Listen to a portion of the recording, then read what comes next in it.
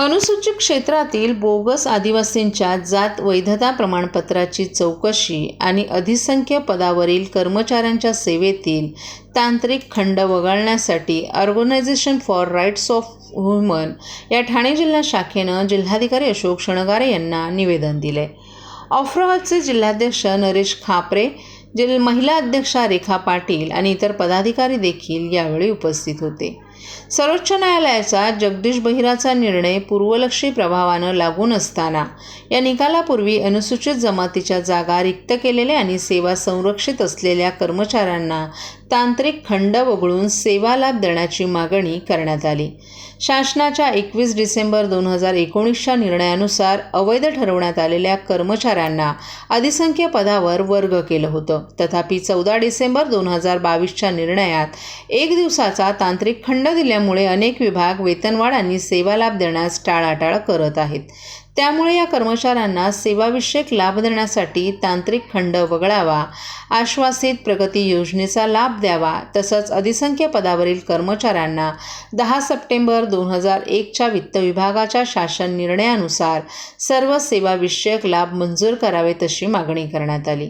अनुसूचित क्षेत्रातील नामसदृश्याचा फायदा घेणाऱ्या बोगस आदिवासींच्या जात वैध प्रमाणपत्राची विशेष चौकशी समितीमार्फत करावी अशी ही मागणी यावेळी करण्यात आली. महाराष्ट्रातील अनुसूचित जमातीतील लोकसंख्या 2011च्या जनगणनेनुसार 10.51 कोटी असून त्यापैकी अनुसूचित क्षेत्रातील लोकसंख्या 39% आणि विस्तारित क्षेत्रातील लोकसंख्या 61% आहे. विस्तारित क्षेत्रातील लोकसंख्येला बोगस ठरवून आमदार आणि खासदार मतदार क्षेत्रांची रचना केली जाते. त्यामुळे बोगस ठरवलेल्यांना लाभ न मिळता अनुसूचित क्षेत्रातील 39% लोकसंख्येवरच आमदार, खासदार, मतदार क्षेत्र घोषित करावे अशी मागणी यावेळी करण्यात आली. या निवेदनाद्वारे आफ्रोने अनुसूचित जमातीच्या आमदार आणि खासदारांच्या मतदारसंघाच्या रोटेशन पद्धतीनं बदल करावेत अशी आग्रही मागणी केली आहे. तुमचं नाव सांगा, काय नेमके मुद्दे आहेत, कोणत्या मागण्यासाठी या ठिकाणी लाक्षणिक आंदोलन करतात? मी घनश्याम मिडव, आफ्रो ठाणे शाखेचा कार्याध्यक्ष. आमच्या मागण्या हेच आहेत की शासनाने जे 14/12/2019ला शासन परिपत्रक काढलं होतं, शासनाने GR काढलं होतं, त्या GRच्या अनुषंगाने सगळ्यांना जे अनुसूचित जमातीचे कर्मचारी आहे, म्हणजे त्याच्यामध्ये महादेव कोळी, धनगर, मन्नवारलो, 30 जमातीचे कर्मचारी, त्यामध्ये त्या कर्मचाऱ्यांना जात वैधता न झाल्यामुळे त्यांचं अधिसंख्य पदावर त्यांना वर्ग केलं. 14/12/2022च्या अनुषंगाने त्यांना अधिसंख्य पदावर टाकल्यानंतर शासनाने त्या GRमध्ये स्पष्ट म्हटलं होतं की त्यांना सेवेचे जे काही फायदे असेल, सेवानिवृत्ती वेतन विषयक, हे सर्व फायदे त्यांना द्यावे. फक्त त्यांना एवढं म्हटलं होतं की अनुकंपावरती आणि त्यांना प्रमोशन देऊ नये, ह्या 2 शब्दांना वगळून इतर सर्व फायदे द्यावे हे शासनाच्या शासन GRमध्ये नमूद असताना सुद्धा आजपर्यंत काही कर्मचाऱ्यांना, त्याच्या विभागातील कर्मचाऱ्यांना त्यांना वेतनवाढ देत नाहीये. त्यामुळे आमची पहिली प्रमुख वेतनवाढ सर्व कर्मचाऱ्यांना मिळावी हा आमचा पहिला मुद्दा आहे. आणि त्या अनुषंगाने शासनाला आम्ही हेच कळवू इच्छितो की जो तांत्रिक मुद्दा आहे वेतनवाढच्या संदर्भात, त्यांनी तो वेतनवाढ वगळावं, शब्द तांत्रिक वगळावं, हा आमची प्रमुख मागणी आहे. आणि त्यानंतर दुसरी जी मागणी आमची अशी आहे की त्या 14/12/2022च्या अनुषंगाने त्यांना 4.2 नुसार जे कार्यरत कर्मचारी होते त्यांना ते बाहेर केले आणि त्यांना आतमध्ये सेवेत घेण्यासाठी अजूनही काही शासनाच्या विभागामध्ये अजूनही 4.2 नुसार कर्मचाऱ्यांना सेवेत घेतलेलं नाही आहे. त्यामुळे तो सुद्धा महत्त्वाचा आहे की त्या कर्मचाऱ्यांना आम्ही त्या निवेदनामध्ये आमची लिस्ट दिलेली आहे, तर त्या कर्मचाऱ्यांना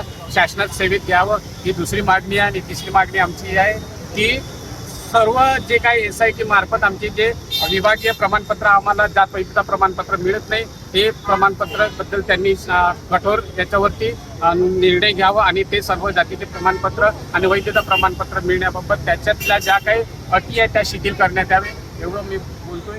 आणि अजून माझे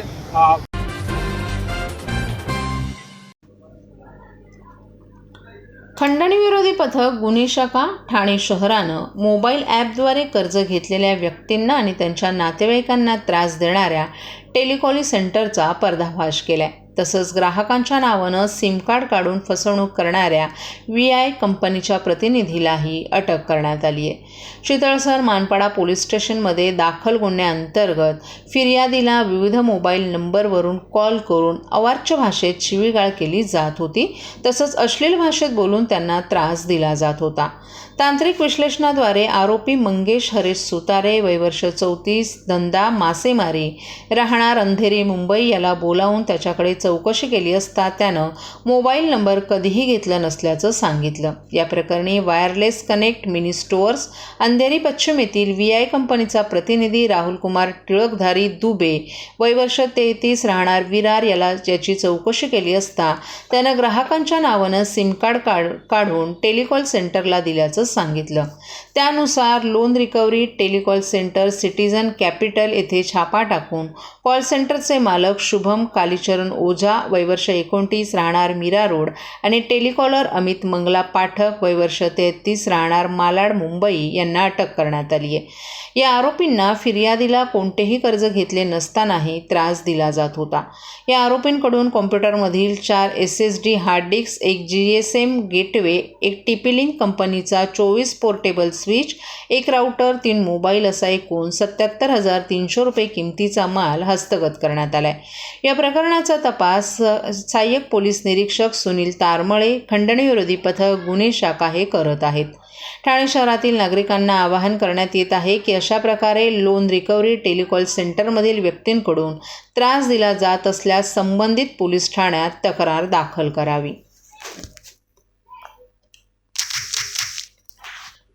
मला एवढंच सांगेन की त्याची कंप्लेंट लिखित स्वरूपामध्ये आमच्याकडे आलेली आहे. त्याचं व्हेरिफिकेशन चालू आहे. त्याच्यामध्ये कुठल्याही स्वरूपात असं काही झालेलं निश्चित स्वरूपामध्ये अजून तरी आम्हाला आढळलेलं नाही आहे.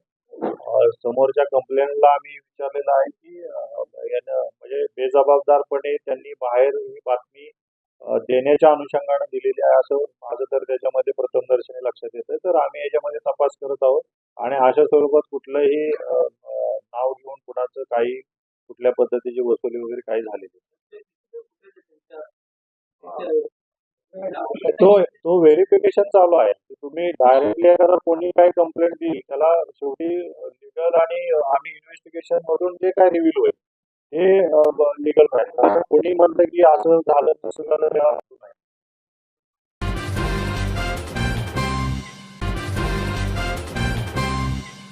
सर्व नागरिकांना आवाहन करण्यात येत आहे की सध्या डासांमार्फत पसरणाऱ्या डेंग्यू या आजाराचा प्रसार रोखण्यासाठी प्रत्येकाने पुढील प्रमाणे कार्यवाही करावी. डेंग्यू आजार एडिस इजिप्ती हा डास चावल्याने होतो. या डासांची पैदास साचलेल्या किंवा साचवलेल्या स्वच्छ पाण्यामध्ये होते.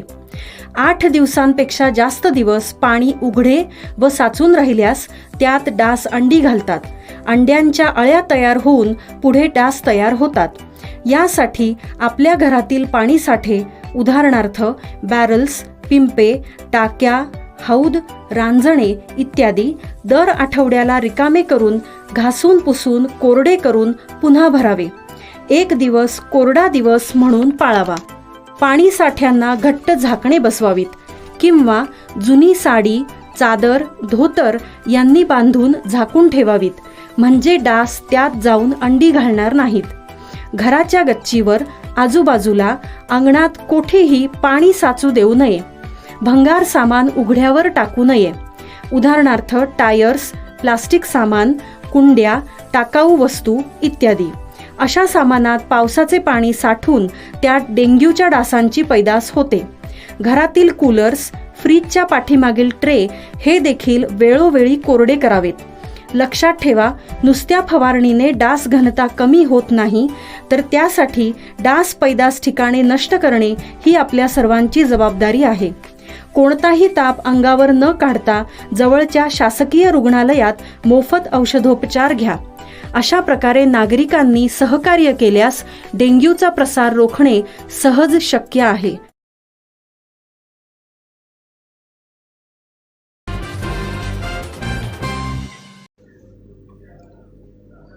ठाणे महानगरपालिका क्षेत्रातील गणेशोत्सव पर्यावरणपूरक व्हावा यासाठी महापालिकेच्या पर्यावरण विभागानं सार्वजनिक गणेशोत्सव मंडळं, मूर्तिकार संघटना, स्वयंसेवी संस्थांची मदत घ्यावी असे निर्देश ठाणे महापालिकेचे आयुक्त सौरभ राव यांनी दिले आहेत.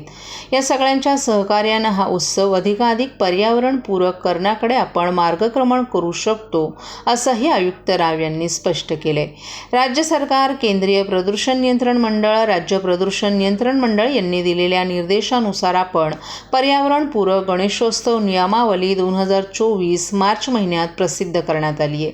सर्व मूर्तिकार, मूर्ती विक्रेते यांना या संदर्भात माहिती देण्यात आली आहे. त्याबाबत पर्यावरण क्षेत्रातील संस्था आणि तज्ज्ञ आणि पारंपरिक मूर्तिकार संघटना यांच्याशी संवाद साधण्यात येत आहे. हे प्रयत्न असेच सुरू ठेवून जास्तीत जास्त संवाद साधला जावा असं आयुक्त राव यांनी विभाग प्रमुखांच्या आढावा बैठकीत स्पष्ट केले. महापालिकेतील विभाग प्रमुखांची आढावा बैठक सोमवारी सायंकाळी नागरी संशोधन केंद्र येथे पार पडली. या बैठकीस अतिरिक्त आयुक्त प्रशांत रोडे यांच्यासह सर्व उपायुक्त आणि वरिष्ठ अधिकारीही उपस्थित होते. पर्यावरण विभागानं सक्रियपणे पर्यावरणपूरक गणेशोत्सवासाठी अधिकाधिक उपक्रम करावेत. महापालिकेच्या शाळा आणि इतर शाळांमध्ये एकाच दिवशी या संदर्भात उपक्रमांचं आयोजन करावं. यामध्ये नाटिका, स्पर्धा, रांगोळ्या अशा कोणत्याही स्वरूपात विद्यार्थी आणि शिक्षकांना व्यक्त होण्याची मोकळीक द्यावी. या उपक्रमातून पर्यावरणपूरक गणेशोत्सवाचा संदेश घरोघरी जाईल. तसंच भविष्यातील नागरिकांच्या मनात त्याविषयी आत्मीयता निर्माण होईल. त्या दृष्टीनं पर्यावरण विभाग, शिक्षण विभाग यांनी नियोजन करावं असं आयुक्त राव यांनी स्पष्ट केले. पर्यावरणाच्या क्षेत्रात काम करणाऱ्या संस्था, गणेशोत्सव मंडळांची संघटना, मूर्तिकारांची संघटना यांना एकत्र आणून त्यातून हा उत्सव अधिकाधिक पर्यावरणपूरक होण्याच्या मार्गातील समस्या, अडचणी जाणून घ्याव्यात, म्हणजे त्यावर तोडगा काढता येईल असंही आयुक्त राव यांनी सांगितलं.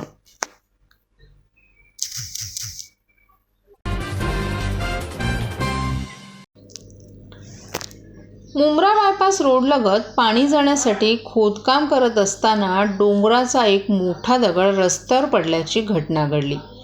यावेळी घटनास्थळी आपत्ती व्यवस्थापन कक्षाचे कर्मचारी आणि घनकचरा विभागाचे कर्मचारी तात्काळ दाखल झाले. सुदैवाने या घटनेत कोणालाही दुखापत झाली नाही.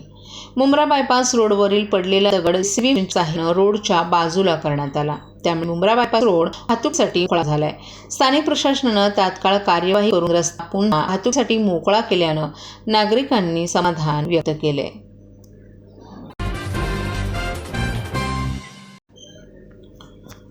जून महिन्यात छत्रपती शिवाजी महाराज रुग्णालय कळवा येथे 21 नवजात बाळांना योग्य उपचार न मिळाल्यामुळे या बालकांचा मृत्यू झाल्याचा गंभीर आरोप करण्यात आलाय.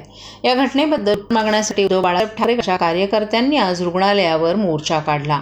ठाणे जिल्हा प्रमुख केदार दिघे यांच्या नेतृत्वाखालील या मोर्चात शेकडो कार्यकर्त्यांनी सहभाग घेतला होता. केदार दिघे यांनी रुग्णालयाचे अधीक्षक डॉक्टर राजेश बारोट यांना या 21 नवजात बाळांच्या मृत्यूबद्दल विचारणा केली. इतक्या मोठ्या सरकारी रुग्णालयात असे गंभीर प्रकार घडणे कसं शक्य आहे, या प्रकरणाची सखोल चौकशी करून दोषींवर कारवाई करण्याची मागणी त्यांनी यावेळी केली. रुग्णालय प्रशासनानं या प्रकरणी अद्याप कोणतंही अधिकृत विधान दिलं नाही. मात्र या घटनेनं ठाणे परिसरातील नागरिकांमध्ये संताप निर्माण झालाय आणि रुग्णालय प्रशासनाविरोधात कडक कारवाईची मागणी जोर धरत आहे. या ठाणे जिल्ह्याचा आणि उभ्या महाराष्ट्राच्या आरोग्य सेवेचं अत्यंत दुर्दैव आहे की महाराष्ट्राची जनता ह्या आरोग्य सेवेमध्ये अक्षरशः होरपळून निघते. आपण बघाल, जर का लहान बालकं गेल्या महिन्यामध्ये 21 बालकं जर का या महिन्याभरामध्ये दगावली जातात. गेल्या वर्षभरामध्ये जवळपास एकाच दिवसात 18हून अधिक लोक इकडे दगावले गेले. ह्याच गोष्टीसाठी आम्ही ह्या छत्रपती शिवाजी महाराज हॉस्पिटलला आलेलो की ज्यांचा उभ्या ठाणे जिल्ह्यातील लोकांचा ह्या हॉस्पिटलवरती विश्वास आहे, तिकडे अशी जर का सेवा मिळत असेल तर हे खूप दुःखदायी आहे. आपण जर का बघितलं असेल तर स्वतः डीननी हे कबूल केलं की ही जी बालकं यांना जी फर्स्ट हँड त्यांना जी ट्रीटमेंट त्यांच्या गावांमध्ये, त्यांच्या आदिवासी पाड्यांमध्ये, ते ज्या ठाणे शहर सोडून इतर भागामध्ये या जिल्ह्यामध्ये जिकडे राहतात तिकडे जे NHI सेंटर्स आहेत ते सेंटर्स फुलफिल्ड नसल्यामुळे, ते सेंटर्स तिकडे तेवढे सक्षम नसल्यामुळे त्या क्रिटिकल कंडिशनमध्ये इकडे येतात आणि त्याच्यामुळे हे दगावले जातात. हे लोक पण तेवढे हेल्पलेस आहेत. याचा अर्थ असा होतो की राज्य शासनाकडे असलेले आरोग्यमंत्री काय करतायत हा पहिला प्रश्न. आणि जर का प्रत्येक जिल्ह्यामध्ये प्रत्येक आदिवासी पाड्यांमध्ये जर का हे मेडिकल सेंटर्स एवढे सक्षम नसतील तर ते सक्षम करण्याची जास्ती गरज आहे.